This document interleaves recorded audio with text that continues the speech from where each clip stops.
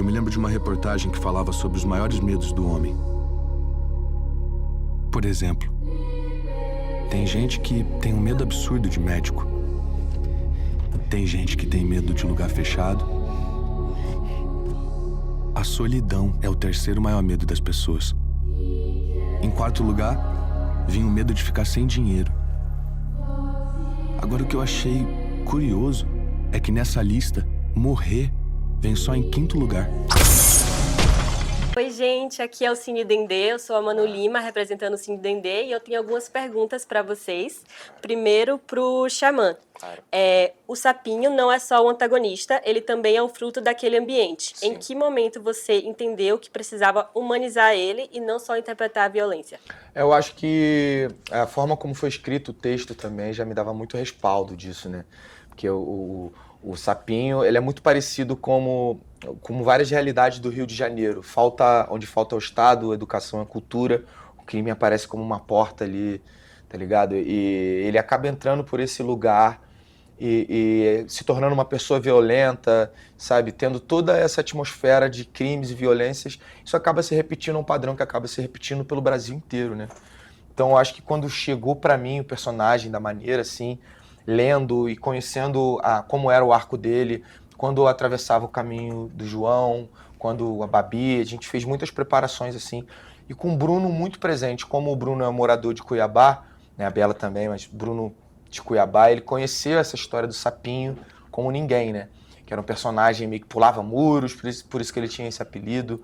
Ele era muito violento, mas ele protegia a comunidade dele, como se fosse um anti-herói da comunidade do Novo Colorado. E as pessoas pagaram uma grana para ele, tipo assim, uma fiança para ele sair, porque quando ele foi preso, a comunidade ficou muito mais violenta que o comum. Então eu acho que a ideia é humanizar ele, transformar ele numa pessoa que talvez eu tivesse na minha cabeça, que eu conheci no Rio, alguém do universo do crime, alguém do universo dessa violência que acaba sendo atravessada. Fui pegando tudo isso na minha cabeça, assim, e fui montando ele aos pouquinhos no Tetris. E aí com o temperinho da Laura Nogueira também, que é a preparadora de elenco, que ajudou muito a ter essa atmosfera, tirar ele do Rio e de lá, mas ainda assim manter essa veracidade, né, do sapinho, um pouco da violência.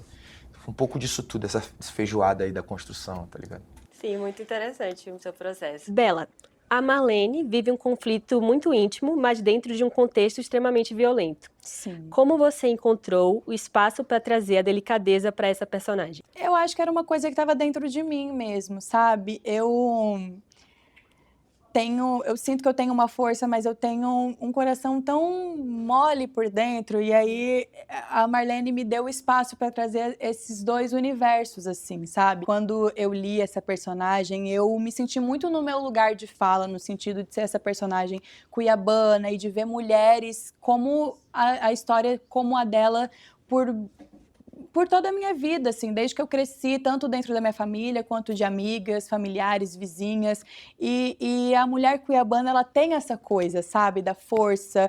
A gente vive num calor imenso, mas é sempre isso, e sempre com essa doçura de poder ajudar uma outra. Então, isso estava dentro de mim, sabe? Eu sinto que eu tenho essa coisa de que eu luto quando eu preciso lutar, mas eu também tenho a minha doçura que eu procuro preservar dentro de mim. E eu fico feliz de ter encontrado a Marlene, que deu caminho para que isso acontecesse, sabe? Então ela é realmente uma personagem muito especial para mim nesse lugar mesmo, sabe? Eu não lembro muito bem quem fez essa pesquisa, mas eu acho que eu não concordo muito com ela.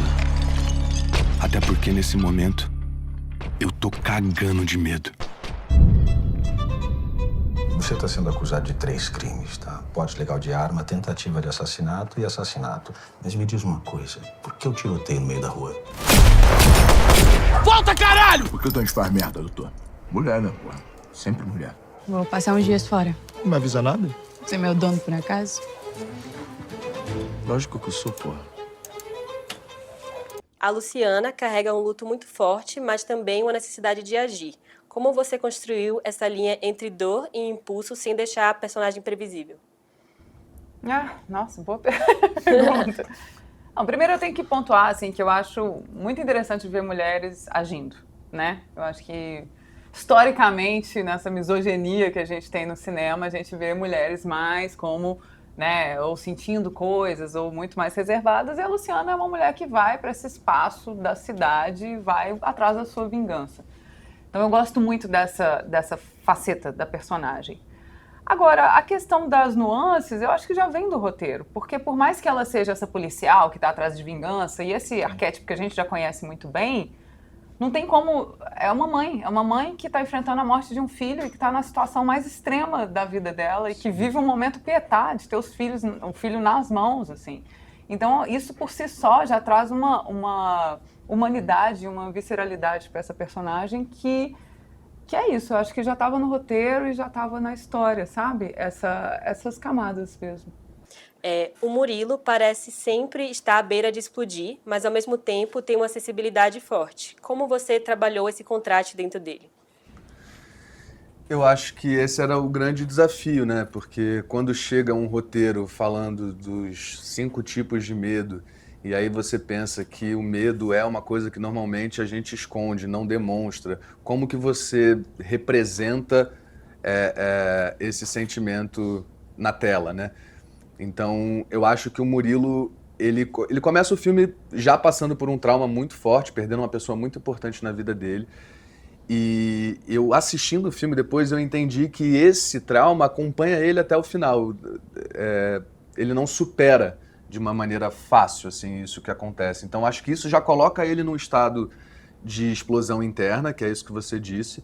Mas aí, logo depois, ele se conecta com a Marlene, e então se apaixona. Aí o amor já traz uma leveza para ele. E aí, quando ele tá achando que tá tudo maravilhoso e que eles vão viver uma linda história de amor, ele descobre que ela tem uma relação tóxica. Aí você vai vendo as histórias começando a se cruzar, e esse medo ir tomando conta, eu acho que os personagens eles vão ficando mais inflamados de modo geral ao longo do filme. E é por isso que o filme vai ficando mais tenso com o decorrer da história. Porque a história vai se desenrolando, essas sensações elas vão aparecendo ainda mais. Só que ao mesmo tempo o Murilo não é um cara violento, ele é violinista, a arma dele é o violino, né? Então eu acho que ele vai tentando controlar todas essas emoções, mas tem um momento que ele não consegue, a coisa explode, foge do controle dele, como é na vida. E aí, quando ele vê, já tá totalmente dentro dessa história, sabe? Eu acho que isso é um presente para um ator poder fazer um personagem com tanta camada, mas sempre nos detalhes, sabe? Sempre no mínimo e no silencioso, às vezes no que não é dito. Então, eu concordo e acho que é um presente. Qual que é a casa? A da esquina. Vambora. Quietinho, mão na cabeça. Você quer saber o quê, Murilo? Que ele é um traficante? Que ele mata gente, que ninguém consegue falar não pra ele? É isso que você quer saber? Eu tenho medo. Eu não queria ter medo, mas eu tenho. Embora comigo, então.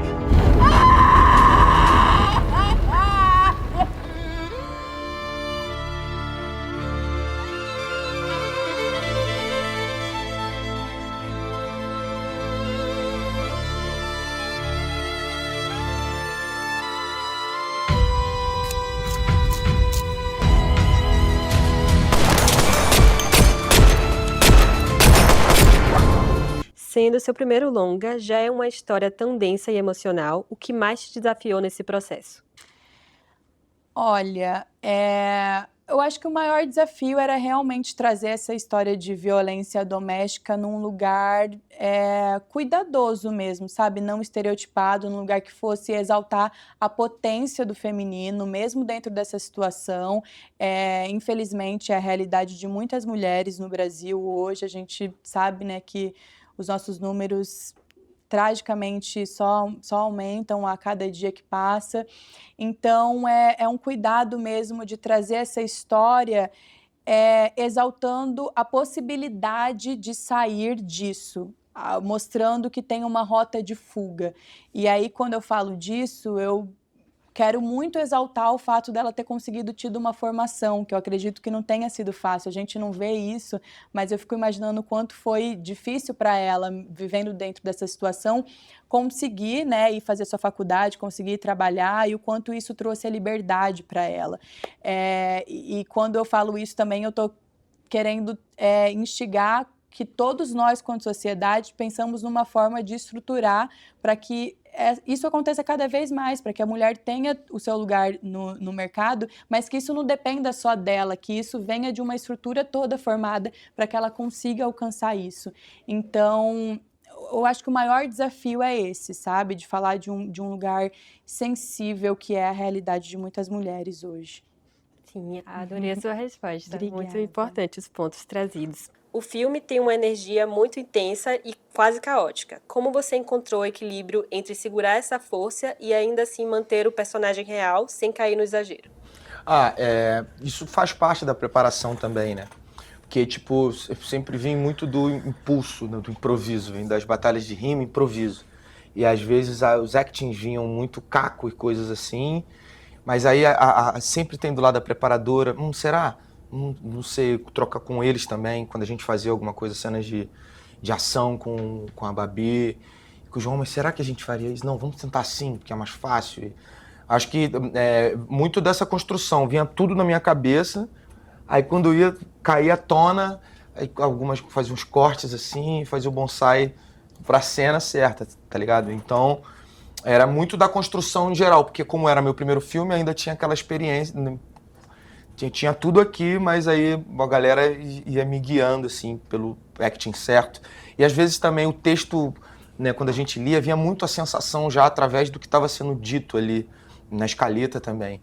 Então isso já ajudava você a amadurecer a sua emoção para levar pra hora, assim, tá ligado? Em um filme onde tudo é tão fragmentado, o que te guiava emocionalmente para manter a coerência da personagem ao longo dessa montagem não linear? É uma coisa que a gente falou aqui, é que o roteiro veio mais linear do que a montagem. O filme acabou ficando mais fragmentado depois. Mas assim, eu como atriz, há muito tempo eu já faço isso, e mesmo quando não são filmes fragmentados, que é de construir na minha própria linha, assim, né? Então eu faço meio um desenho até, várias folhinhas, assim, para entender cada momento. Eu faço eu sou muito racional, né, nesse trabalho, então faço esse esquema para eu também não me perder, assim. Eu acho que construir isso foi uma âncora muito importante, porque é isso, né? Acho que todos os personagens têm momentos de virada e momentos em que alguma coisa acontece que transforma tudo que já tinha sido sentido ou feito.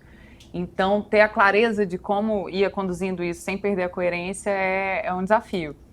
Mas, de fato, depois ficou muito mais fragmentado. E aí, quando saiu, a gente ficou, gente, mas olha só. Olha como as coisas acontecem. Ficou bem legal. O que você acha que da jornada da sua personagem pode mais se conectar com o contexto atual do Brasil e do mundo? É isso. Infelizmente, é um retrato, né, do que acontece. E a gente sabe que fatidicamente, muitas mulheres não conseguem encontrar a saída como ela encontrou. Então, fica como uma reflexão mesmo do nosso erro, de quanto a gente está errando, sabe? E é isso, não tem nem muito o que dizer, porque tá na falha, e a falha não vem só da bolha, do bairro. A gente fala assim, mas é porque ela estava numa situação periférica. Não. Isso acontece em todas as classes, né? E a gente vem vendo isso acontecer. Então, que a gente possa refletir e construir estruturas públicas para mudar isso. Eu vou entrar. Você nem tá na operação. Vou entrar, Hugo.